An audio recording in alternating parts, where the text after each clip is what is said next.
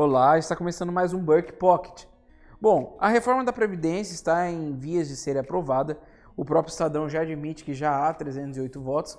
O governo já acredita que há mais disso. A Joyce Hasselmann já falou que acredita por volta de 330 votos a favor da reforma da Previdência. Creio que não chega nesse número, mas a reforma da Previdência provavelmente está aprovada. Já está sendo votado agora as exceções. A oposição tenta ainda colocar alguma cláusula de barreira, coisa do tipo, mas a bem da verdade é que já estão todos praticamente preparados para a aprovação da reforma da Previdência. Quem ganha é o Brasil. Todavia, a gente precisa analisar o contexto que está sendo colocado nesse momento. E qual que é um desses primeiros contextos? É que há um consenso mudo na realidade, quase que dizendo que a reforma da Previdência é um bônus ou um presente do Congresso ao Brasil. Não. A reforma da Previdência é uma obrigação. A reforma da Previdência acontece porque há uma grande lacuna econômica no Brasil, na Previdência brasileira, ao ponto de que em meses a gente talvez não consiga mais pagar alguns benefícios para aposentados e categorias análogas. Então a reforma da Previdência não é nenhum espólio, nem nenhum tipo de presente do Congresso ao Brasil e nem mesmo presente do Bolsonaro e da sua equipe que fizeram um projeto. Na verdade, a reforma da Previdência é uma necessidade colossal do Brasil. Mesmo que não fosse o Bolsonaro eleito em 2018, a reforma da Previdência de alguma maneira teria que ser feita. É claro que há sim os seus pontos louváveis em alguns lugares, por exemplo, Paulo Guedes e a sua equipe, que fez uma reforma da Previdência enxuta e direta. Há também o deputado Samuel, do PSDB de São Paulo, que também fez uma verdadeira costura ali na reforma da Previdência, isso sim uma articulação política.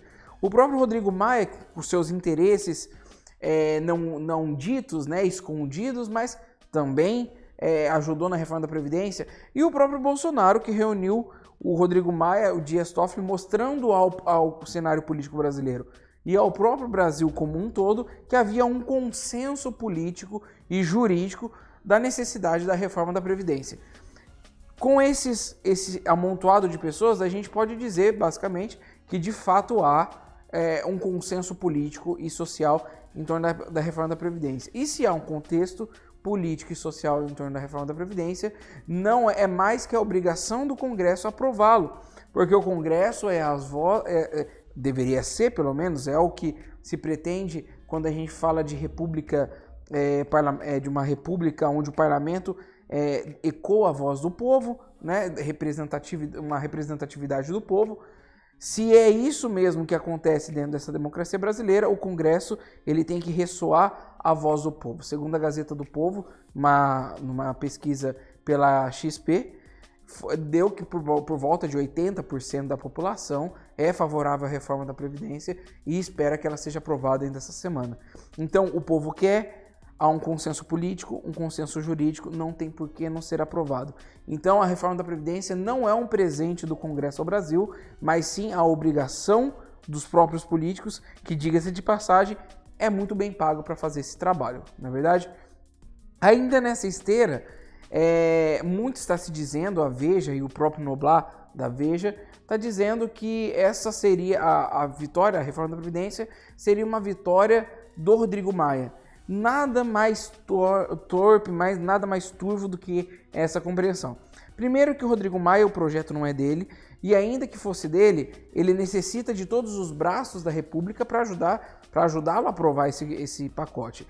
Não adianta Andreas ou Noblar querer jogar no colo do Rodrigo Maia, justamente para obnubilar a atuação do presidente da República, que, diga-se de passagem, no começo foi desastrosa, mas hoje muito mais acertada do que negativada.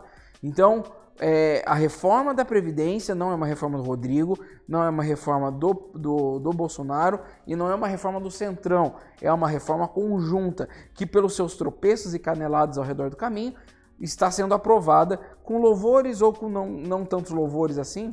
Por exemplo, o regime de capitalização não entrou. Algumas preferências do presidente não passou, mas vai ser aprovada. Então, a reforma não é do Rodrigo Maia. E por fim, tudo hoje sobre a reforma da Previdência, creio que vocês entendam por quê, está na iminência de ser aprovada. Tabata Amaral, aquela socialista americanizada, digo americanizada porque ela parece muito mais uma socialista americana do que uma brasileira, né? Disse que há muito tempo já disse que votaria a favor da reforma da Previdência, e hoje essa sua opinião está sendo ecoada negativamente dentro do seu próprio partido, o PDT. E o PDT já disse abertamente que se Tabata Amaral votar a favor, ela será expulsa do partido. Muita gente da direita, inclusive o meu amigo Rodrigo Constantino, está louvando essa situação. Eu já não acho que é motivo de louvor, porque votar na reforma da Previdência você precisa apenas ter um cérebro um pouquinho melhor do que de um babuíno, para você entender a situação nevrálgica, de ultimato da reforma. A reforma precisa ser aprovada por uma saúde econômica geral da nação, senão a nação vai quebrar. Você não precisa ser muito inteligente para você compreender essa situação. Você tendo um cérebro um pouquinho acima da média, você já conseguiria entender as necessidades que são latentes da própria reforma. Então a Tabata votar a favor não faz mais que a sua obrigação, assim como todos os outros parlamentares, não importa de qual partido, porque a necessidade de aprovação é urgentíssima, é questão de UTI. Então a Tabata Amaral, se ela votar a favor, ainda que tenha alguns louros que pode cair em cima dela, não faz mais que a obrigação. Todos os parlamentares, diga-se de passagem.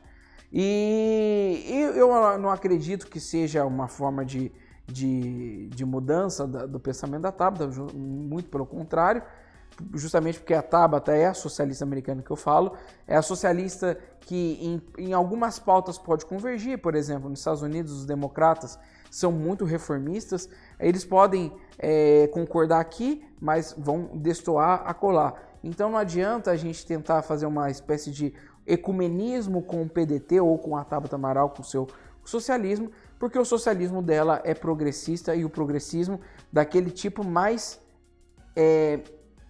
tocante, que é o progressismo moral. É o tipo de progressismo que hoje vota a favor da reforma da Previdência, amanhã votará a favor das cotas. Que hoje vota a favor da reforma da Previdência, amanhã votará pela taxação das grandes fortunas, que hoje vota a favor da reforma da Previdência e amanhã vai centralizar a economia dentro do Estado megomaníaco, né? Então, eu não acredito nessa lenga-lenga de Tabata consciente, empoderada e independente. Quando as pautas realmente duras do socialismo progressista forem ecoadas na sociedade, ela continuará com a turba que ela mesma escolheu quando entrou no PDT. Bom, é isso, gente. Amanhã estou aqui para conversar com vocês mais um pouquinho, às 17 horas, na hora do nosso café. Tchau!